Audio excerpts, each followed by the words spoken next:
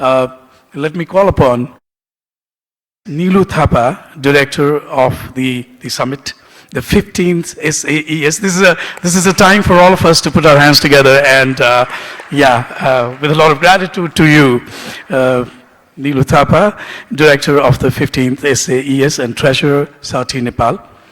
Likewise, Dr. Abid Qayyum Suleri, Executive Director, Sustainable Development Policy Institute, SDPI, Pakistan. Sir. Mr. Govinda Bahadur Karki, Secretary, Ministry of Industry, Commerce and Supplies, Government of Nepal. Ms. Mikio Tanaka, Director and Head of ASCAP, Sub-Regional Office for South and Southwest Asia Office, India. Okay. The teacups, possibly, if you remember the teacups in your hands, those of us who had tea, maybe the hands are warmed up. The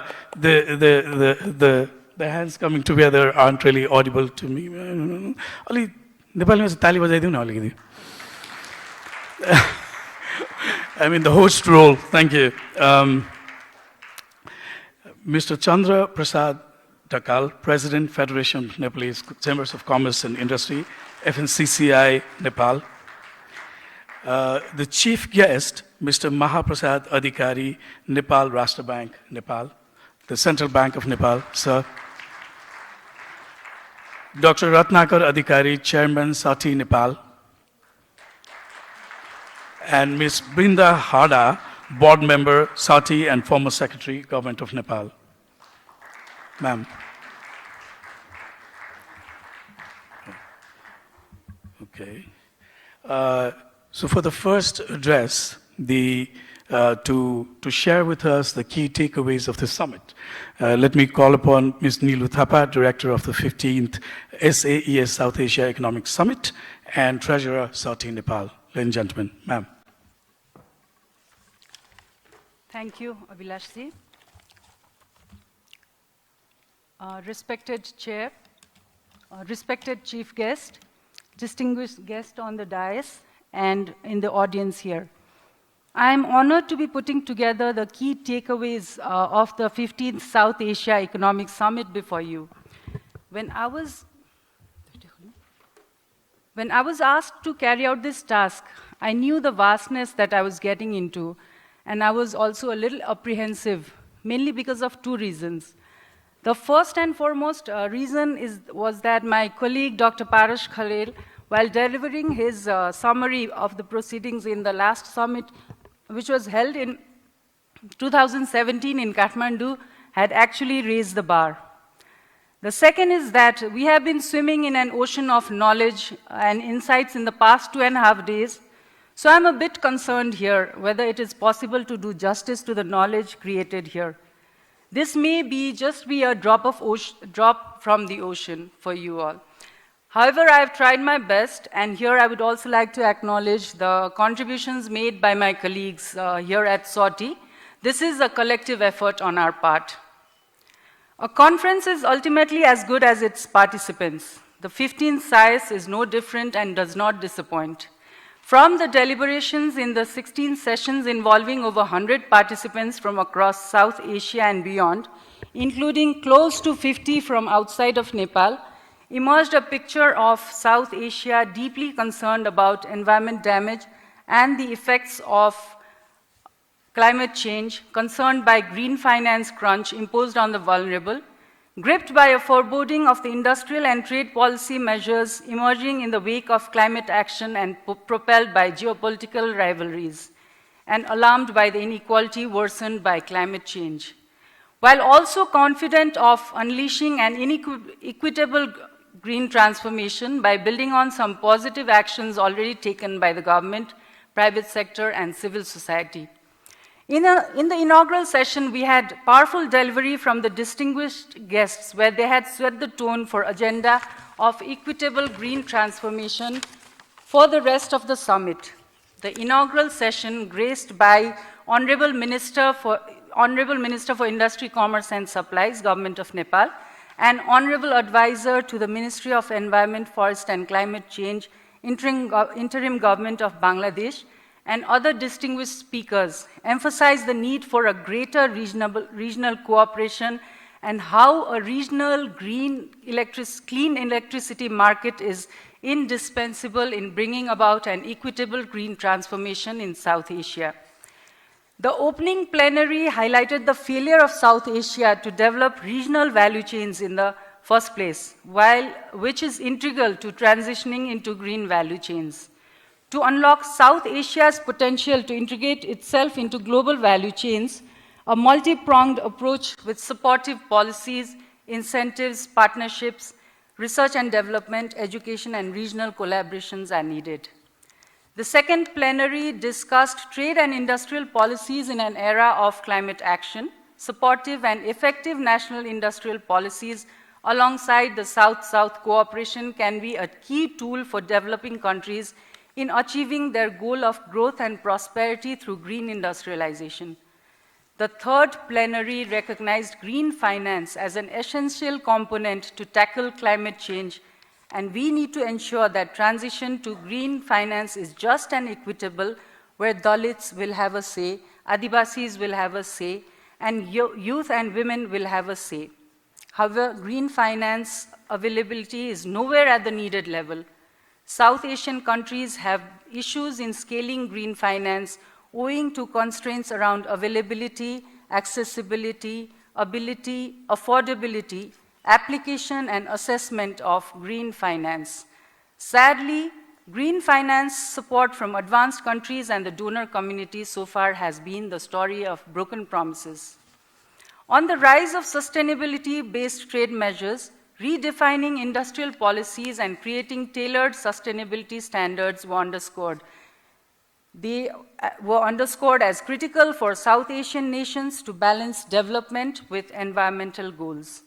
We must foster a better understanding of the complexity of such measures, especially because there is huge uncertainty about their WTO consistency. Equally, vigilance against such measures turning into stringent non-tariff barriers is required. Another session that focused on clean energy pointed out that the region faces complexity in the energy transition, with a region heavily reliant on fossil fuels. Despite potential resources, transition to renewables faces political, financial, and infrastructural barriers. Trade in environmental goods and services is rising in South Asia, driving green technology adoption.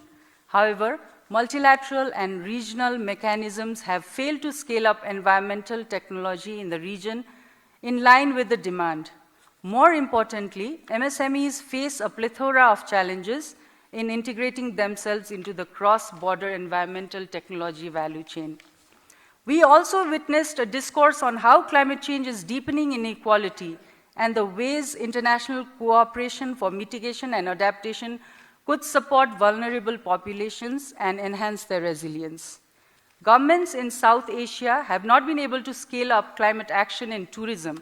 There is a felt need to acknowledge the crucial role of indigenous people in advancing sustainable tourism, promote regenerative tourism by prioritizing the restoration of fragile mountain ecosystems and integrating their preservation into tourism development, and making climate change an important lens in tourism policy. On harnessing investment for an equitable green transformation, it's not enough to develop green tech solutions. We need to make them engaging, understandable, and impactful for both investors and consumers. Considering disaster-prone geophysical conditions of South Asia, a session highlighted the imperative of regional cooperation and establishing a regional data exchange system that could improve risk assessments and support more effective disaster response planning. MSMEs face challenges with informality, lack of preparedness, and limited access to resources. Simplifying formalization, enhancing resilience, and integrating strategic planning and disaster management can ensure their long-term stability and growth. Advancing a circular economy in South Asia requires systemic collaboration, innovative policies, and technological adoption while integrating existing informal systems to unlock its full potential. Climate change has a serious impact on availability, accessibility, affordability, and desirability of nutritious foods. It is important to ensure that agriculture is increasingly climate resilient, but the focus may have to go beyond the farm to the entire food value chain. Most technologies are safeguarded by intellectual property rights, which restrict access and hinder the growth and development opportunities of South Asian countries, making it difficult for them to benefit fully from advancements in climate mitigation, adaptation, and recovery technologies. When the world has made significant strides in trade connectivity and facilitation, even in the neighborhood, the session on trade facilitation pondered why the countries in South Asia are still left grappling with issues of the transloading of consignments at border points. Sluggish regional cooperation was a common theme that echoed across the sessions. The key role of SAES is to bring forth ideas for a deeper regional integration, and more importantly, as Professor Dr. Rehman Shoban, the senior-most amongst us, mentioned in his keynote speech, to keep the idea of South Asia regional integration alive. I think this edition of SAES has succeeded in doing that, and for that, I would like to thank you all. Thank you.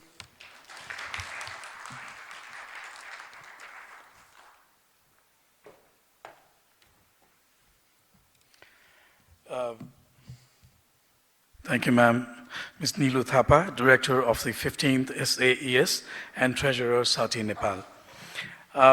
Moving on to the remarks by the organizer-designate of South Asia Economic Summit, the 15th, Dr. Abid Qayyum Suleri, Executive Director, Sustainable Development Policy Institute, SDPI, Pakistan. Sir.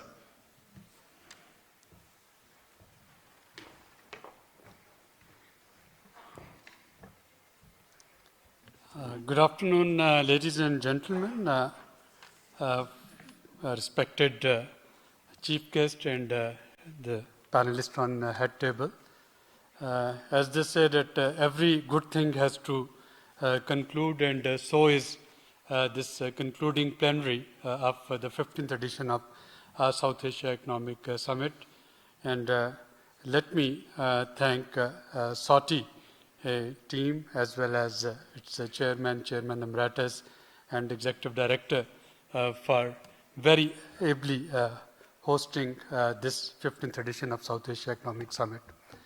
While it would be a matter of honor for Sustainable Development Policy Institute to host the 16th South Asia Economic Summit yet again in Islamabad, I can't help remembering one of the founders of the South Asia Economic Summit, Dr. Saman Kalegama, whose visionary leadership and whose idea to organize this event to promote regional economic integration and regional economic cooperation that actually have moved a long way, and we should keep on remembering his great services and contributions toward this region. Now, when I look at the previous 15 titles of SAES, apart from the 2 years of COVID, SAES was held very regularly. In 2008, we started with the idea of economic integration in South Asia after SAFTA and the post-SAFTA. In 2009, the world was facing global financial crisis, and we discussed this impact of global financial meltdown and how to keep South Asia insulated from it. Then came agenda for decade 2010 to 2020, where we discussed climate change and food security. 2011 was the year of recovery, so we were talking of global recovery in South Asia. And then in 2012, 2013, 2014, 15, and 2017, we moved beyond this idea of economic growth, and we were talking of inclusive growth and inclusive sustainable development. So the idea of inclusivity that came in our discussion as part of the broader regional agenda. We were dreaming high, and as part of our dreams in 2014, we were discussing South Asia Economic Union, the idea of having an economic union just like European Economic Union. In 2016 and Dhaka, we were talking of reimagining of South Asia in 2030.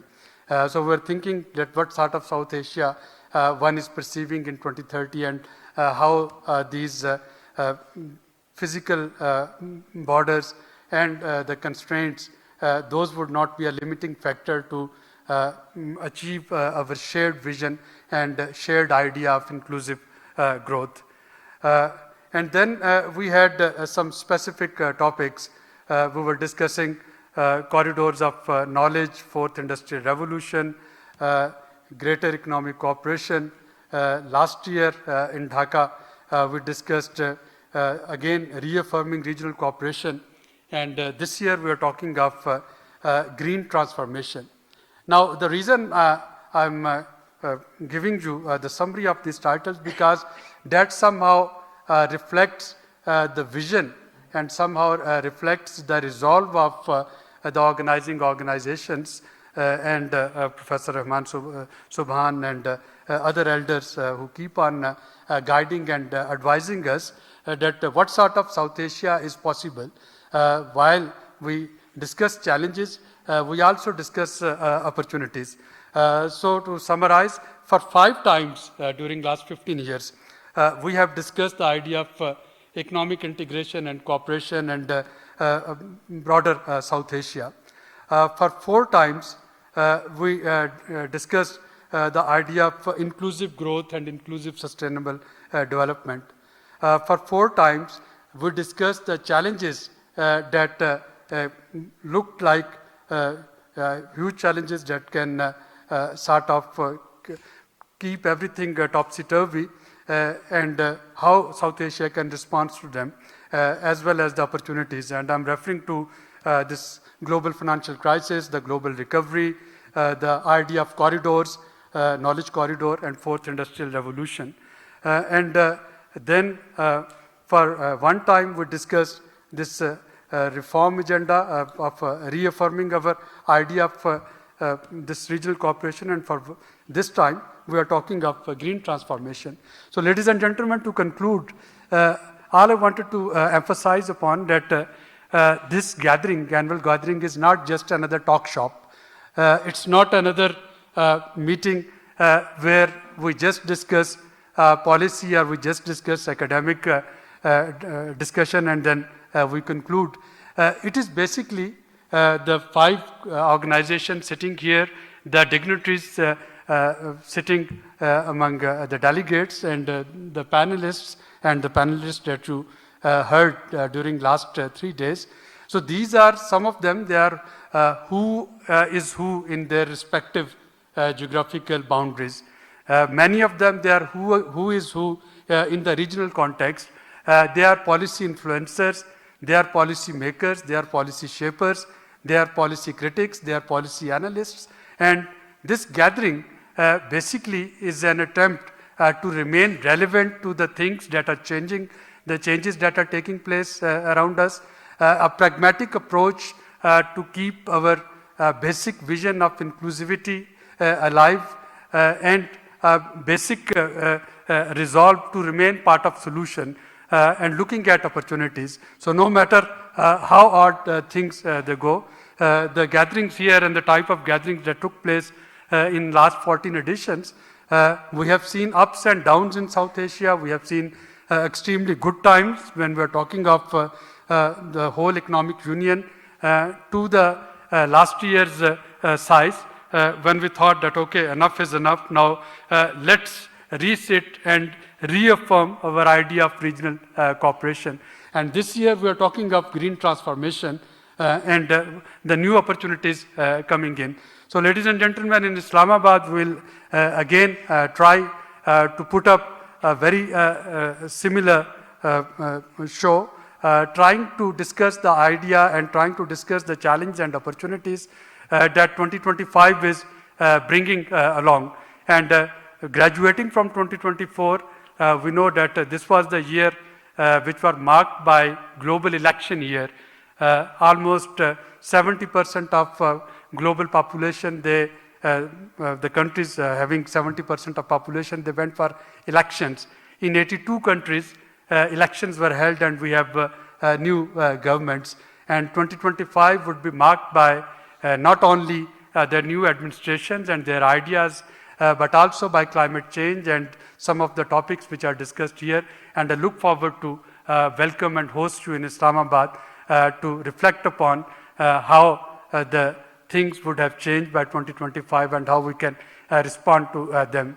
Thank you very much again, once again, for SOTI team for giving us idea to do our empirical and secondary research so that we can gather more prepared for the next edition of the SAES. Thank you very much.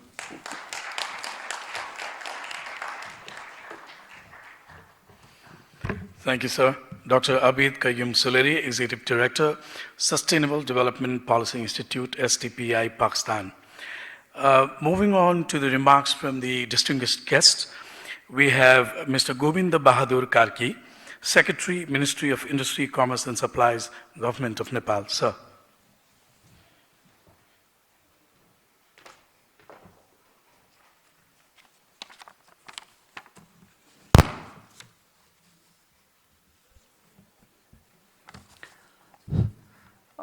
Mr. Chair, Dr. Ratnakar Adhikari, Chairman of SAUTI, respected Governor Mr. Mahaprasad Adhikari, Nepal Rashtra Bank, Central Bank of Nepal, Madam Bindra Hada, former Secretary of Government of Nepal, Ms. Mikiko Tanaka, Director and Head of ISCAP Sub-Regional Office for South and Southwest Asia Office, India, Mr. Chandra Prasad Dhakal, President of FNCCI, Dr. Abid Qayyum Suleri, Executive Director of SDPI, Pakistan, Nilu Ma'am, esteemed delegates, distinguished guests, and ladies and gentlemen, namaste, good evening. I am honored to extend our heartfelt appreciation to all of you present here as we bring the 15th South Asia Economic Summit to a close. As we conclude these productive discussion and reflections, I would like to commend and thank all of you for your significant participation, dedication, and valuable contributions. Climate change has disproportionately affected those countries and communities despite their least contribution to the emissions of greenhouse gases, especially for women, youth, marginalized population. However, dialogues over climate change have not given enough attention to compensatory climate justice. According to the Climate Policy Initiative 2023, less than 3% of the global total of adaptation finance went to or within least developed countries. The 10 countries most affected by climate change, including Nepal, only received less than 2% of total climate finance between 2000 and 2019. In this context, it is our duty to jointly work for solutions that will help all communities, particularly the most vulnerable, as we tackle the twin problems of economic inequality and climate change. The support from developed nations through climate finance commitment will be critical in helping countries like Nepal accelerate our efforts to address the impacts of climate change.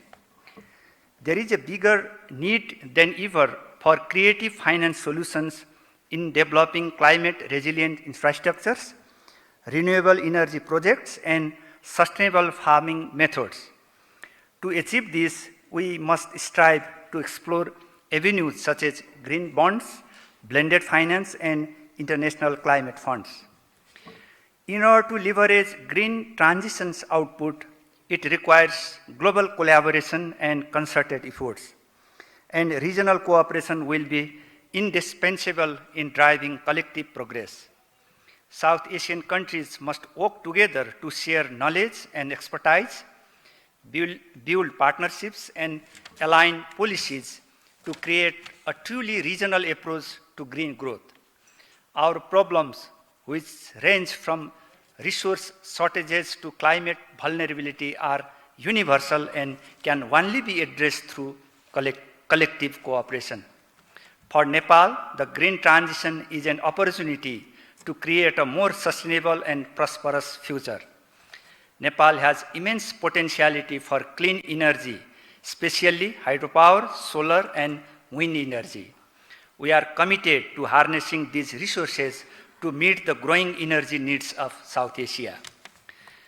In order to realize our common goal of sustainable, resilient, and inclusive future, we are committed to working with all concerned parties, including governments, private sectors, civil society, development partners, and other international organizations to exchange ideas, establish new partnerships, and determine course of action for resilient, inclusive, and green transitions in South Asia.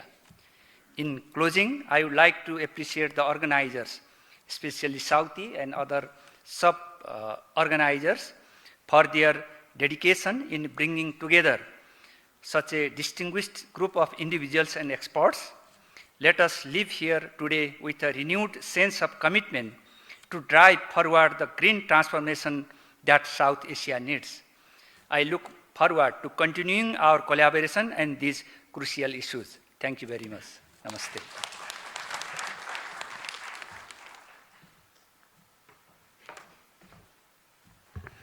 Thank you, sir. Mr. Govinder Bahadur Karki, Secretary, Ministry of Industry, Commerce and Supplies, Government of Nepal. Another remark from our distinguished guests. Let me call upon Ms. Mikiko Tanaka, Director and Head of ESCAP, Sub-Regional Office for South and Southwest Asia Office, India. Ma'am.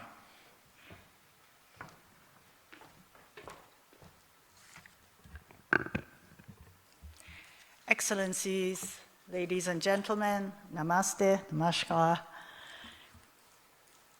So I had a prepared speech actually before coming here, and then I realized that I'm speaking to the best brains and minds of South Asia and even the world, and what I would have said in that speech, you would have known already. So then I started thinking, what can I say? So I put that aside, and I wanted to share a reflection and question that came to me this week. Before this South Asia Economic Summit, SCAP had organized the regional workshop on air pollution in South Asia, together with the government of Nepal, was the Ministry of Forest and Environment and the National Planning Commission, and also with partners, ADB, UNEP, UNICEF, ICIMOD. And during that workshop, one gentleman said something very interesting, and it was a recommendation.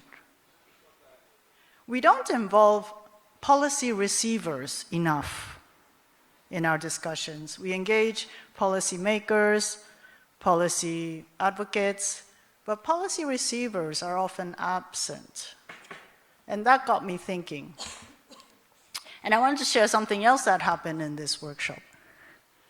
So we had two farmers at the workshop, one from Punjab state in India, and one from Punjab province in Pakistan, introduced to us by Mr. Abid Suleri, SDPI. They share the same airshed, water aquifer, and soil ecosystem of the Indus River system that runs from the Himalayas. They are among the few farmers who stopped burning crop residue, stubble, and straw by adopting ecologically sustainable agricultural methods. Both Punjabs have long been food baskets for their respective countries since the Green Revolution, and government policies in both countries continue to promote high-yield paddy rice and wheat production through subsidies for machines, water pumping for irrigation, or minimum support prices. In recent years, to tackle seriously worsening air pollution, government policies are applying carrot and stick approaches of providing loan subsidies for better superseeder machines, supporting biofuel investments using crop residues, while at the same time charging penalties for straw burning and using satellite data to track fires.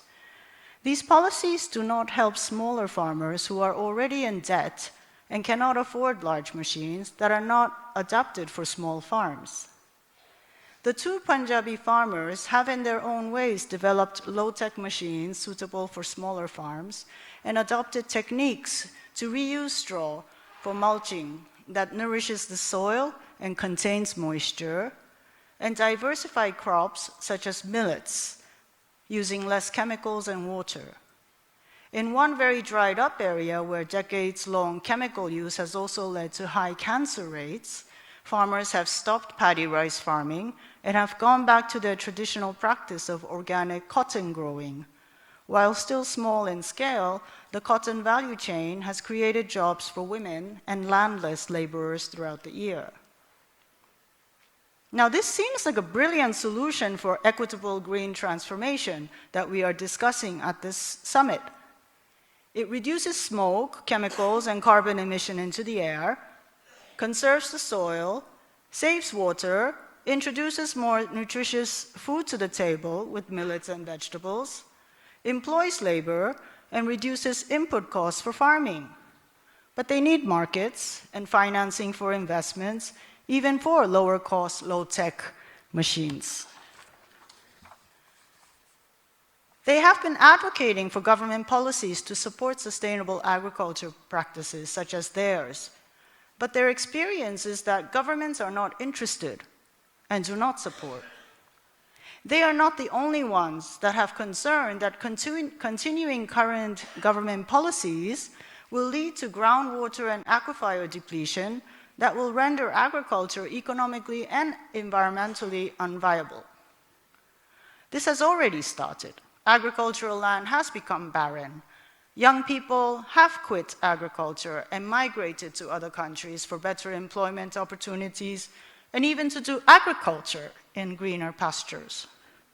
Yet, why is policy not supporting or even accommodating this excellent solution proposition?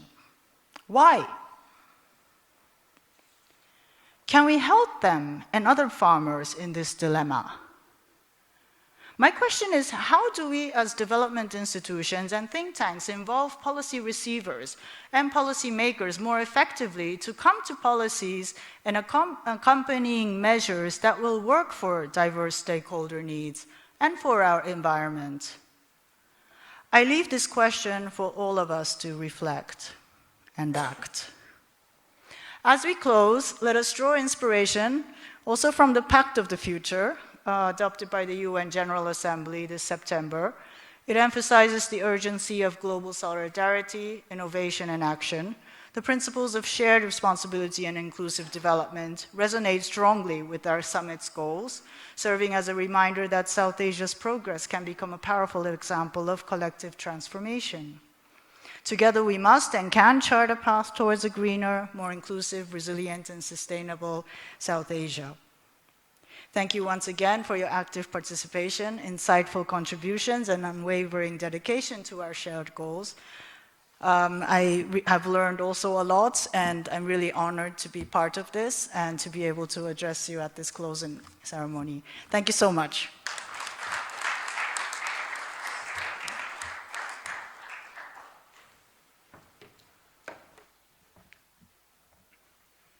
Thank you, ma'am. Ms. Mikiko Tanaka, Director and Head of ASCAP, Sub-Regional Office for South and Southwest Asia Office, India. Thank you for bringing us the farmers, ma'am. Now we have the representative of the FNCCI, the leader himself, Mr. Chandra Prasad Dakal, President, FNCCI, Nepal. Sir.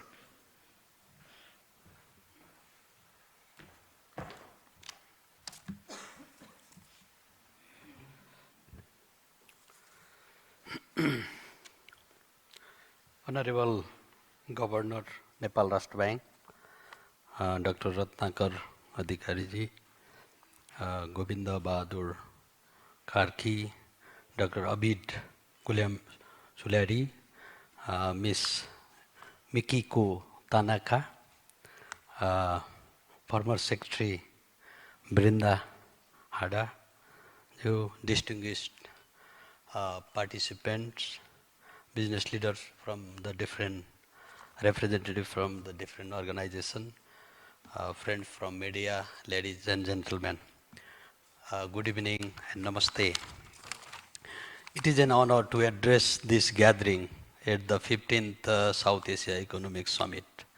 The theme, Unleashing an Equitable Green Transformation in the South Asia, reflect both the urgency and the opportunity before us. At this moment, we should work hard to achieve the high economic growth with the social justice. There is a need to reform the regional economic integration mechanism that we have developed. Reform to regional trade and investment agreements should prioritize environmentally friendly practice and incentivize industry to adopt the green production method. South Asia is one of the fastest growing region and also the least connected in terms of the trade and investment flow.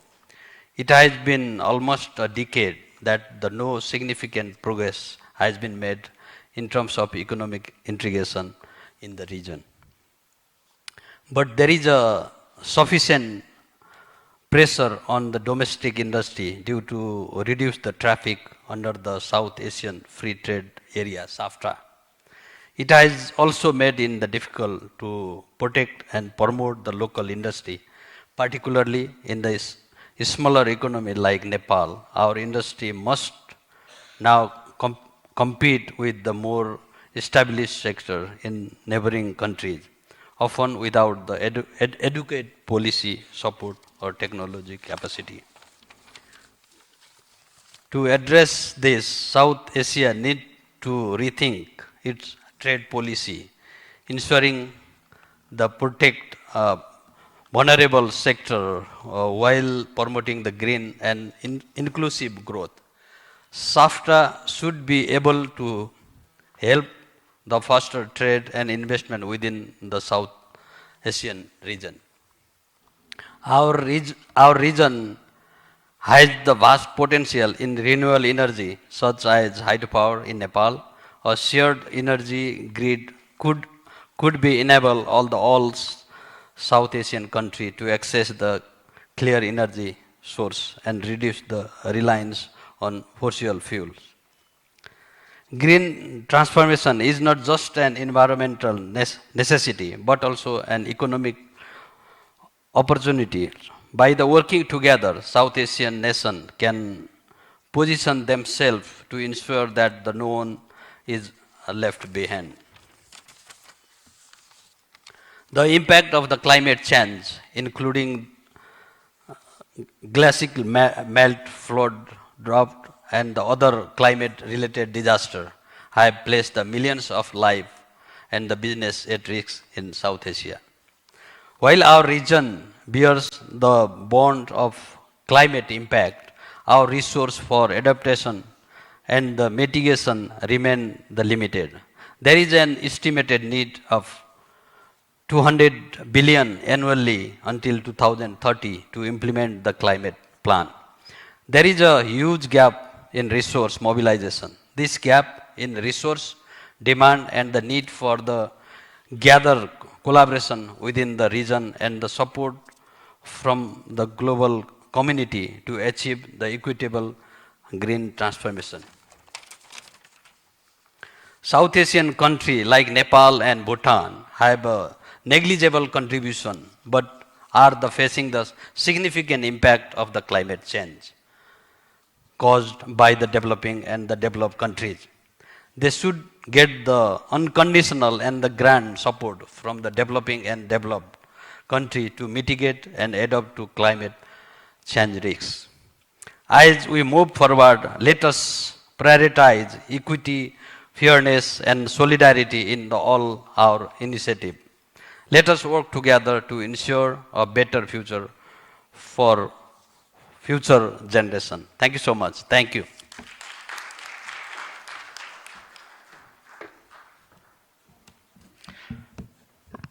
Thank you, sir. Mr. Chandraprakash Dhakal, President, FNCCI, Nepal. Now, as the closing ceremony crescendos towards the culmination of these 3 days, let me call upon the chief guest of this ceremony, Mr. Mahaprasad Adhikari, the Governor, Nepal Rashtra Bank, the Central Bank of Nepal. Sir.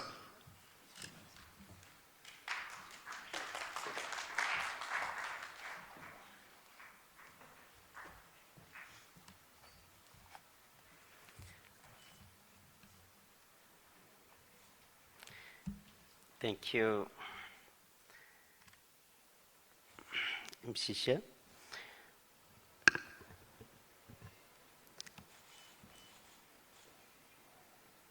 Chairman of the South Asia Watch on Trade, Economics and Environment, Swati, and also the chair of this closing session, Dr. Ratnakar Adhikari. Distinguished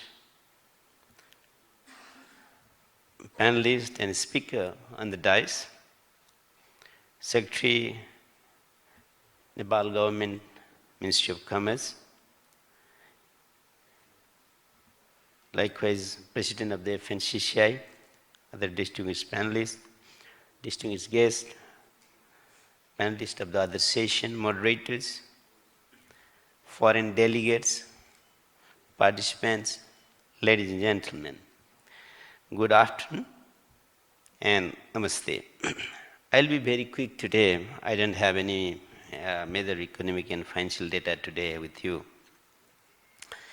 It is truly an honor to have an opportunity to address the closing session of this summit,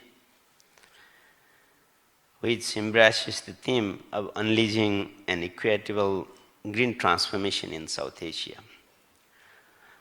First and foremost, I would like to express my sincere thanks to the Center for Policy Dialogue, CPD, Bangladesh, Research and Information System for Developing Countries, RIS, India, South Asia Watch on Trade, Economics and Environment, Swati, Nepal, Sustainable Development Policy Institute, SDPI, Pakistan, and Institute of Policy Studies of Sri Lanka, IPS, for organizing this summit on such pertinent theme.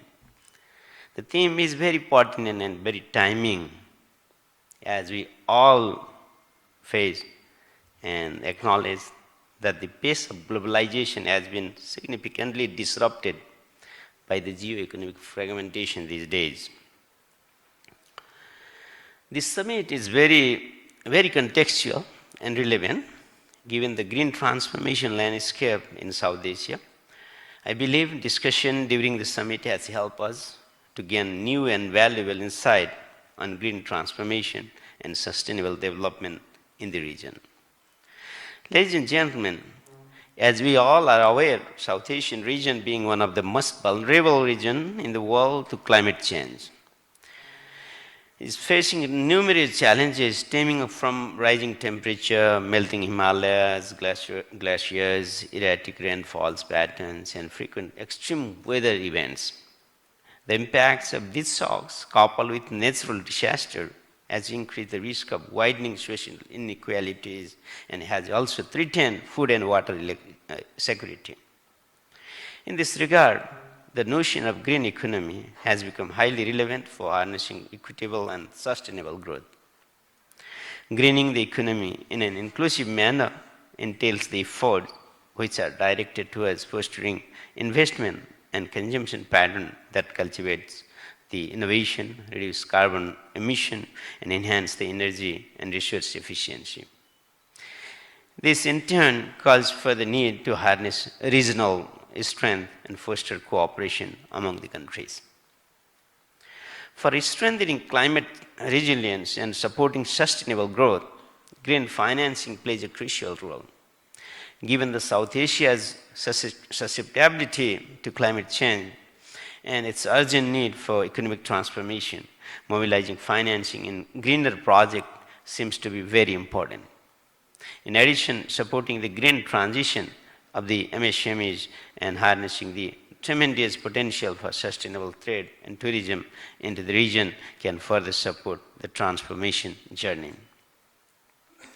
In the context, the government of Nepal has come forward with a number of initiatives to unleash the potential from green transformation and support sustainable growth. The National Adaptation Plan, Green, Resilient and Inclusive Development Strategy, other policies adopted in the national as well as local level as part of the Nepal's broader commitment to achieving net zero emission by 2045 and addressing the multifaceted challenges posed by the climate change. The government is allocating significant amount of resources each year for climate mitigation and adaptation initiatives and closely working with the development partner and other international agencies to garner financial support for implementing the climate-related plan and projects. Nepal's focus on green energy is at another key initiatives to support the transformation.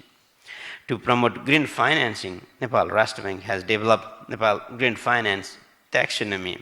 This taxonomy, along with the SRM guidelines and provision to invest in green energy by the bank and financial institutions, are key components of our broader strategy to foster green finance. I believe that with these initiatives, we are in the right direction, but need to speed up to ensure that we reach our goal in time. With these words, I'd once again like to congratulate and thank the organizer for this collaborative and very much successfully organized summit. Congratulations and thank you once again. Dhanyavad.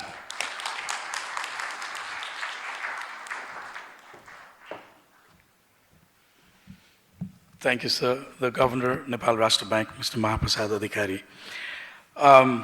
Now I call upon Ms. Brinda Hada, Board Member, Southie, and former Secretary, Government of Nepal. Ma'am.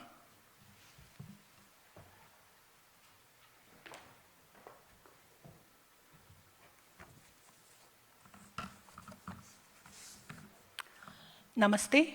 Good afternoon, Mr. Chair, Mr. Chief Guest, distinguished guests from the dais and distinguished guests from the floor, distinguished expertise, all the participants, ladies and gentlemen.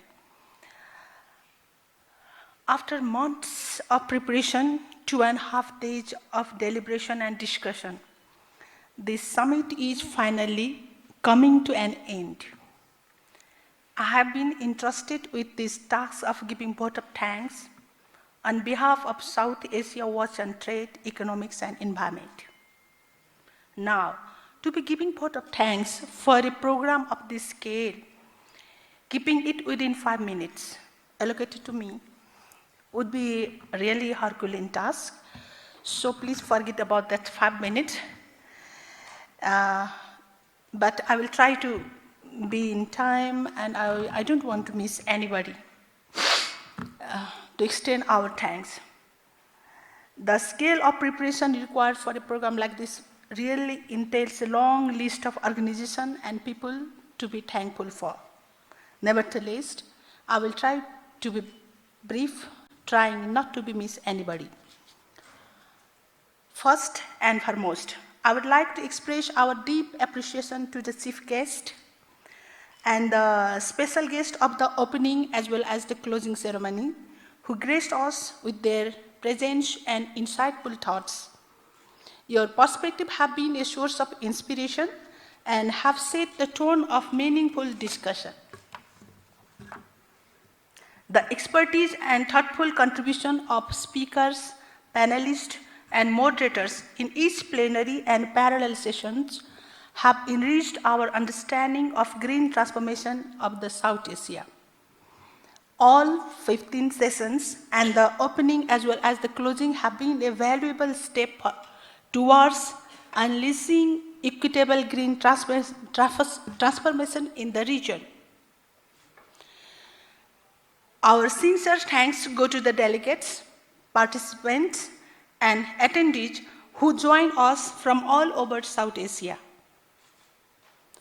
Your engagement, questions, and shared experience have made this summit vibrant and interactive. Some of you traveled long hours to attend this conference. The effort and interest that you have shown towards the South Asia Economic Summit is highly appreciated. Thank you very much for that. I would like to extend our heartfelt thanks to our co-organizers, Center for Policy Dialogue, CPD, Research and Information System of Developing Countries, RIS, Sustainable Development Policy Institute, SDPI, and Institute of Policy Studies of Sri Lanka, IPS.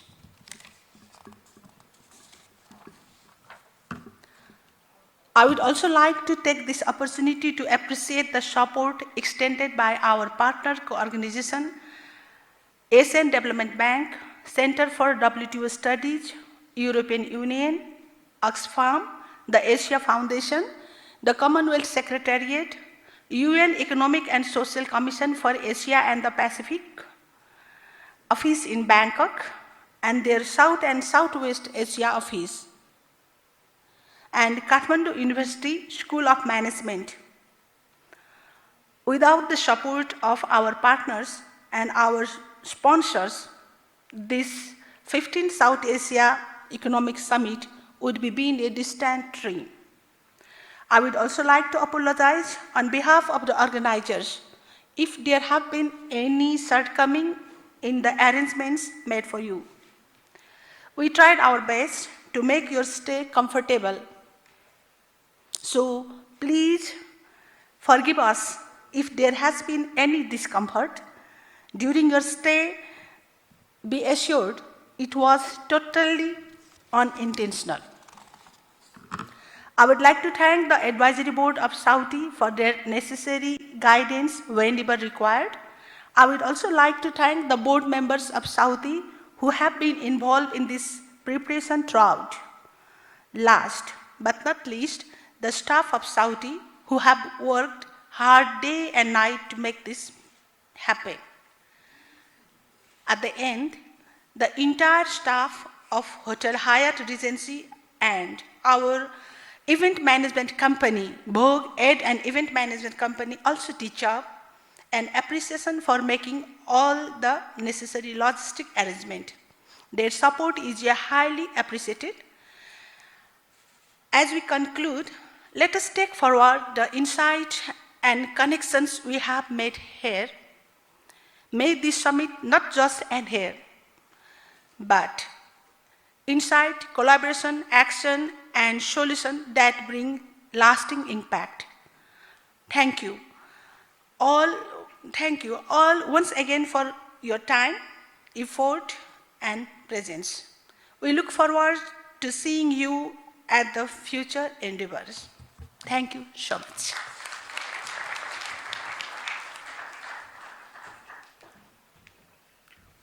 Thank you, ma'am. Ms. Bindra Hada, board member, Southie, and former secretary, Government of Nepal.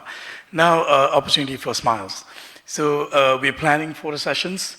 So photographers, quickly the dignitaries on stage. One click of all of you together, maybe. All of you, photo moment.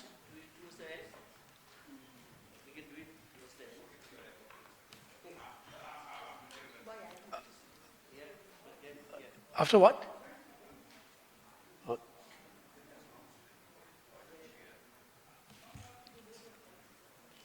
Exactly. Yeah. Oops, sorry. Yeah.